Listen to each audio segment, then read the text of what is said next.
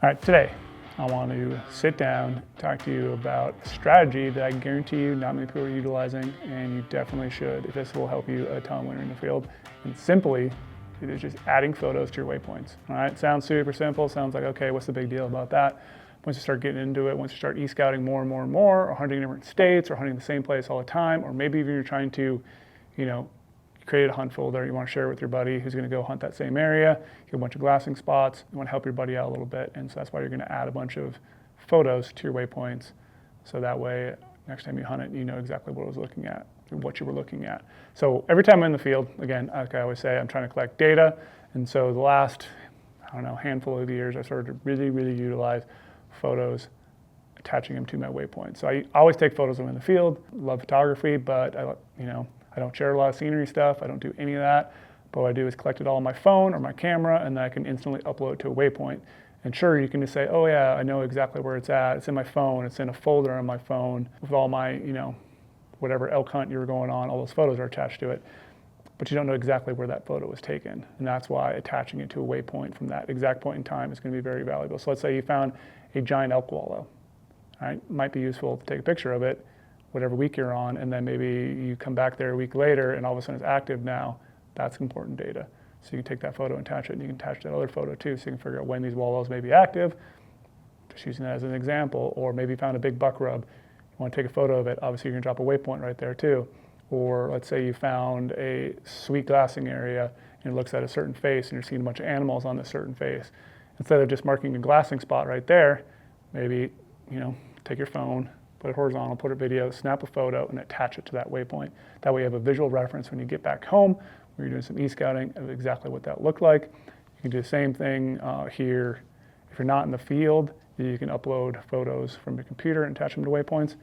But right now I'm going to show you how easy it is to add a photo to a waypoint, whether it's a new waypoint or an existing one, and how I like to go about it. I got my phone pulled up here. I'm going to do a little example on how to attach a photo. So let's say, I have a photo right there, glassing icon. I'm going to tap on it. And then second furthest one to the right, you'll see photo. You can tap on it. You can either take a photo right now or select a photo from a library. And I just so happen to have a bunch of the same photos here of, I think it was Porter glassing. So now I'm going to attach that as that waypoint. So now you can see as I'm scrolling around, maybe I'm doing much e-scouting, I have that photo attached and I can tap on it and actually it'll pull that photo up so I can reference it later. So that's one really easy way to do this. Another way I could just be, let's say there's another great glassing spot right here. Let's say I was this exact same spot right now and I just want to drop a photo and drop a waypoint at the same time. So in your little toolbar on the right, a little floating action toolbar, you'll see a plus button. Tap that plus. The third one up is going to be add a photo. Click add photo. Again, we're going to select one from our library. Let's pretend that these are a bunch of different photos, but they're all the same. Boom, I attached it right there. And now you see it automatically puts that photo icon right there, which can be great if you just want to drop a bunch of photo waypoints and have that photo icon, but you don't have to have the photo icon. I can still change that to a glassing icon or whatever it may be. So let's go and change that right now to glassing. Just really quickly here, glassing icon, and this was actually in the field, so we're going to make it blue. And now I have that quick reference there as well. And like I'm saying, just collect a bunch of photos, add them there, and that's going to make your life a whole lot easier. You might ask, well, now that I made that icon, a glassing icon instead of the photo icon, how are you going to be able to tell where those photos are when you're e-scouting? Well, one of the greatest features we did this last fall was in your hunt folder. Right now you can actually sort by the content type. So let's say I'm in my hunt folder, the hunt for giant bucks. You see I have all these waypoints down here. If you keep scrolling on your map content, you'll see a little section here that says all. It says waypoints, lines, tracks, and photos. What that's going to do is sort by that waypoint type. This is a really cool feature that I don't think a lot of people know about. So I tap on photos right there, and now instantly you're going to see the two waypoints. Both of them don't have the waypoint photo icon on it.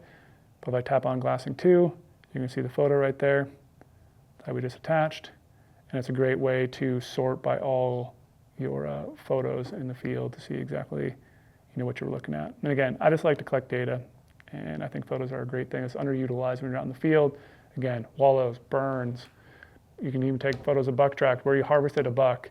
Maybe you want to take a photo of vegetation that you've seen bucks or bulls feeding on, so you want to reference that later. Go up to it, snap a little picture of it, attach it to a waypoint, like, hey, this is what those deer or bulls are feeding on.